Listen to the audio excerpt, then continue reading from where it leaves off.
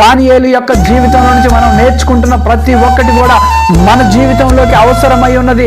ఎందుకు అని అంటే దానియేలు లాగా మనం ఎప్పుడైతే బ్రతకగలుగుతామో అప్పుడు దేవుడు ప్రతి ఒక్క గుంటలో నుంచి, అది మరణకరమైన గుంటే గాని, వ్యాధికరమైన గుంటే గాని, నాశనకరమైన గుంటే గాని, అపవాది వేయించున్న గుంటే గాని, నిశ్చయంగా వాటిలో నుంచి బయటికి రావాలి అని అంటే దానియేలు వంటి 3 గుణాలు మనం కలిగి ఉండాలి.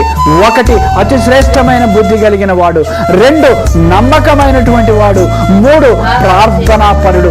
అందుకే దానియేలుని దేవుడు నిలబెట్టాడు, రక్షించాడు, గుహల నుంచి లేవనెత్తి. ఎవరైతే తన నాశనాన్ని కోరుకున్నారో, ఎవరైతే తను పాడైపోవాలని ఆశించారో వారందరి ముందే తలెత్తుకొని తిరిగేవాడిగా దేవుడు లేవనెత్తాడు. దానికి గల కారణం ఏంటంటే అతి శ్రేష్టమైన బుద్ధి కలిగిన వాడు, అన్ని విషయాల్లో నమ్మకస్తుడు, ప్రతిరోజు ముమ్మారు ప్రార్థన చేసేవాడు.